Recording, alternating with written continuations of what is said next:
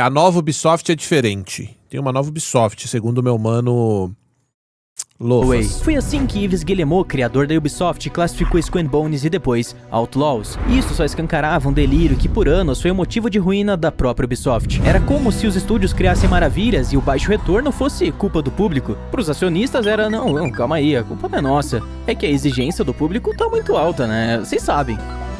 A pouca vergonha derreteu a Ubisoft e o hype acabou. Falando em hype, esse vídeo deu bastante trabalho. Então hype aí, meu filho, é sério. Hype que os vídeos do Lofas são muito bons, hein?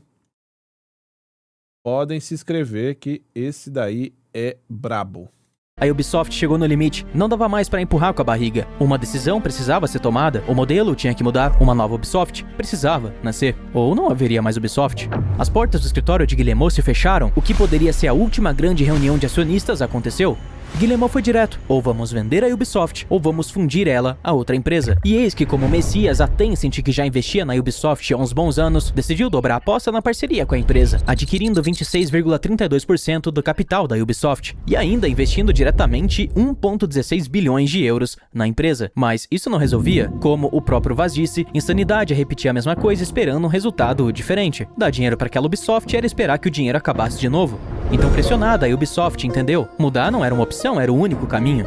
E depois de um ano de estudos, a reestruturação finalmente aconteceu. E em 2026 foi a estreia de uma nova era, a era da nova Ubisoft. Antes de mostrar como a nova Ubisoft funciona, eu preciso só te mostrar uma coisa. Tá vendo isso aí, né? Isso é o que eu vou te ensinar. De acordo com a revista Times e a consultoria PwC, o setor de entretenimento cresce em média 5,7 ao ano. Isso é mais que a área da saúde, com 5,3. O entretenimento é gigante e saber editar vídeo, criar conteúdo, é uma habilidade que te coloca dentro desse jogo. Por isso eu quero te apresentar o Edit Pro Lo-Fi Law, do básico ao avançado. Meu método prático de edição de vídeo e áudio com 6 módulos e 59 aulas, com acesso pela Hotmart. Cara, mas os AD do Lo-Fi Law faz questão de deixar, mano, porque esse moleque sabe fazer, cara. E assim, eu sei que isso aqui ajuda muita gente. Não sei se o curso dele é bom ou não, mas se o curso dele passar o que ele sabe fazer, eu faço questão de divulgar o curso dele. Então se inscrevam lá no curso do Lo-Fi Law, porque o moleque é bom. É bom. A gente fica aqui, né, Jureg? A gente vê vídeo já dele há muito tempo. Esse moleque tem um time absurdo de edição, de tudo. Tato muito bom dele. Áudio então, em transições, é muito bom. Podem ir lá. Uma das mais seguras e confiáveis plataformas do mundo. Você começa pela base, captação, áudio, frame rate, resolução, sound design, e depois a gente se aprofunda numa área mais técnica, com renderização, codecs, containers. Esse aí eu quero trazer pra trampar com a gente logo logo. Logo logo eu vou chamar ele.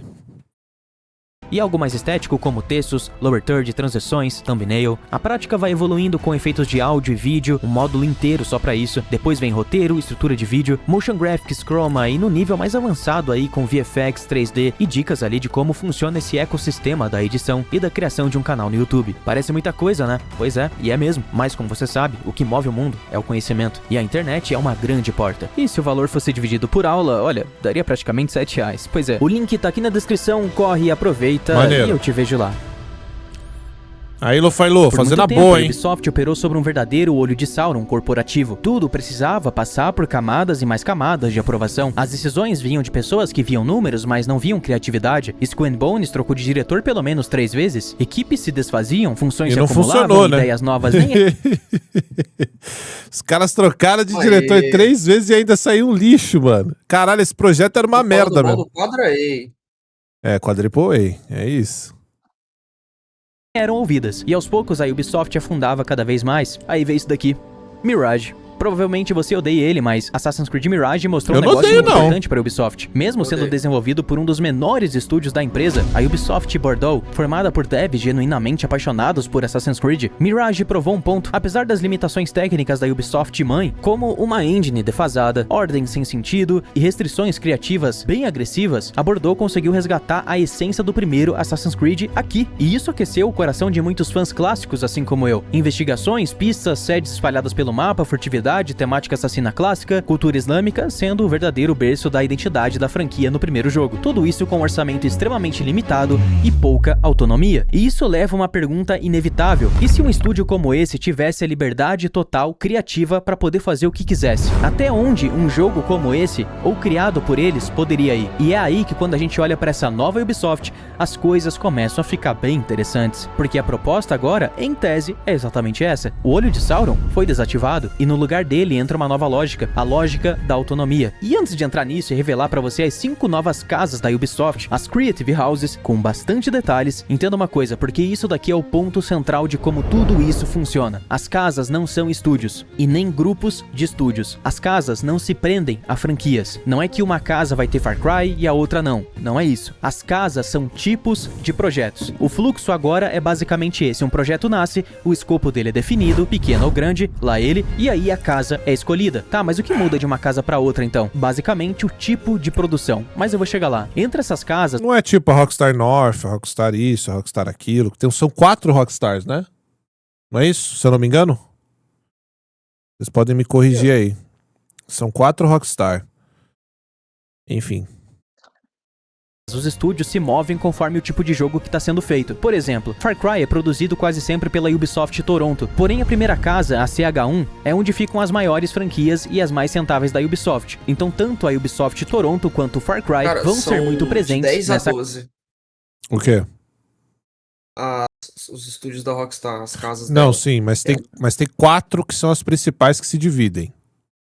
Aí é Rockstar. Aí é San Diego, North, Isso, London e Leeds, então. Isso, são 4, é isso aí. Casa. Se viesse a ideia de um Far Cry card game Aí. ou um Far Cry mobile, a gente tem a Casa 5, que é exatamente pensada para esse tipo de projeto. E aí não só Far Cry poderia também estar na Casa 5, como a própria Ubisoft Toronto poderia e ajudar nesse projeto na Casa 5. Ou seja, as casas não prendem estúdios e nem franquias, elas prendem tipos de projeto. É mobile? Vai na 5. É live service? Vai na 3. É modo história? Vai em outra. Deu pra entender, né? Que bom, porque sem isso você não entende nada. Então tá, quais são as casas? O que cada uma vai fazer? Beleza, vamos lá. A primeira casa é o que é chamado de CH1. Essa casa é a âncora da empresa. É o que tem de mais rentável na Ubisoft e é o que funciona. Assassin's Creed, Far Cry, Rainbow Six Siege, basicamente essas franquias são o que hoje mantém a Ubisoft respirando. Por aqui vai passar os maiores estúdios, como a Montreal, a Toronto, a Quebec e até mesmo outros mais secundários, como a própria Bordeaux que eu comentei. É sem dúvidas a casa principal da Ubisoft e a com mais responsabilidade. Então, resumindo, tudo que for de orçamento ambicioso, alta escala, narrativo, denso e relevante para a Ubisoft como uma marca, vai ser feito aqui. A próxima casa é a CH2. Essa casa é curiosa, dá para chamar tranquilamente de a casa dos Tom Clancy's. A proposta dela é bem específica, experiências competitivas e cooperativas com foco em operações táticas de tiro. Pois é, literalmente Tom Clancy's. Que é uma grande parceria, né, da Ubi, cara. The Division, Ghost Recon, Splinter Cell... Que mais? Recon, Splinter Cell, esse tipo de jogo tático, militar, policial, que em geral possui co-op, possui equipes, e por aqui podem passar estúdios como a Massive Entertainment, Ubisoft Montreal, novo, Ubisoft Paris e qualquer outro que seja ligado a esse tipo de franquia Tom Clancy's que eu comentei. A próxima é a CH.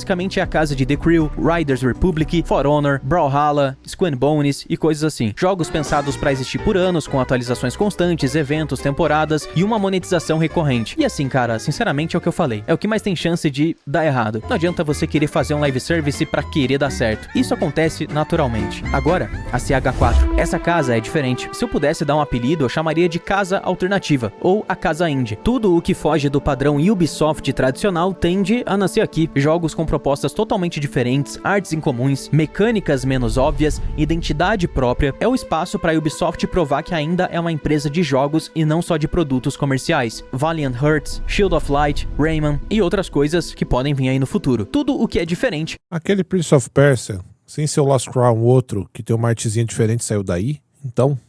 Ou não?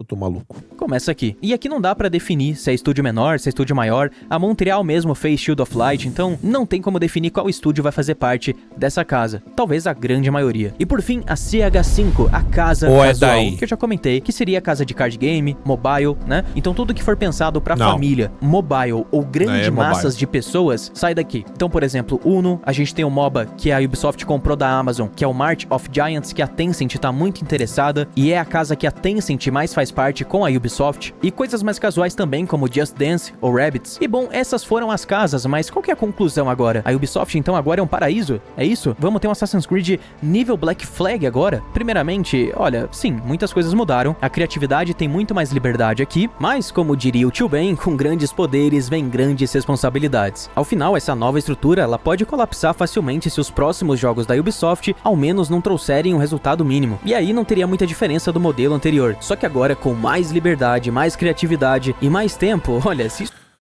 É que os caras sentiram um baque do Expedition, né, mano? Dispatch. Não tem como você não pensar em remodelar. A gente já conversa sobre um reboot da Ubisoft há muito tempo, né, cara? Precisava de uma organização, mesmo que às vezes não surta efeito.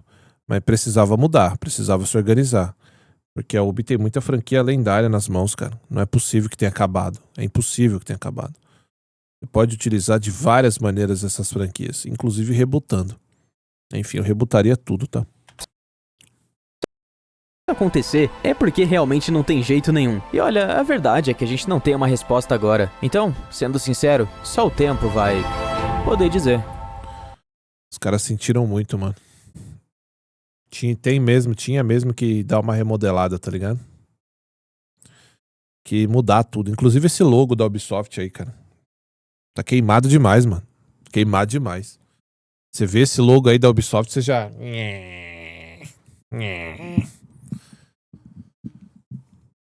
Mudar essa porra aí. Tá maluco.